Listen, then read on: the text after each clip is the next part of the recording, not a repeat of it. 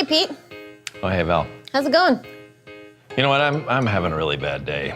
What happened? See, what Val's saying when she says, what happened is, tell me a story.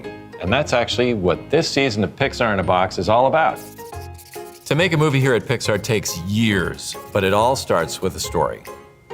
Humans have been telling stories since we could speak, probably even before. We tell stories around the campfire. We write plays, we write novels, short stories, we make movies, we take photographs, tweet to each other, the list goes on. The power of story is that it has an ability to connect with people on an emotional level.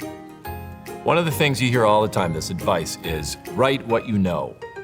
Now, as a kid, I was like, I don't want to write about suburban Minnesota, that's boring. I want to write about explosions and monsters and car chases. Well, what that actually means is, yeah, go ahead and write about monsters and explosions and car chases, but put something into it that talks about your own life, how you feel. Do you feel scared? Do you feel alone? Something from your own life will make that story come alive and not just be a boring car chase. When I started directing Monsters Incorporated, the way I would pitch it is, it's about a monster who scares kids for a living. That's his job. He clocks in, he clocks out, he eats donuts and talks about union dues, and we thought that was a pretty funny idea. And sure enough, when I would tell it to people, they would smile. But when we told the story as a film, people started getting bored and restless, and they're like, I don't understand what this movie's about. Well, what I finally figured out was that it's actually not about a monster who scares kids.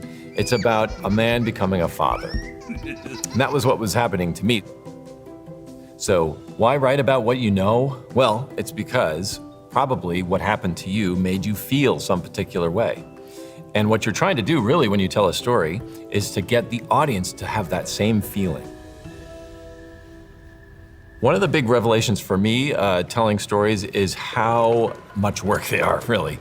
I always thought you'd just tell the story once and it would be perfect, and geniuses like Walt Disney or Miyazaki, this brilliance comes out of their head once and there it is. Well, the truth is, our stories don't always come out exactly perfectly the first time, or the second time, or the third time, or the fourth time, up to the 30th time. And so you keep going again and again and again, and only after retelling the story many, many times does it really sparkle. This season of Pixar in a Box is about how we at Pixar tell our stories, in hopes that it will inspire you to tell yours. But seriously, what happened? So the first thing, I get to my desk, right? It's 8 o'clock in the morning.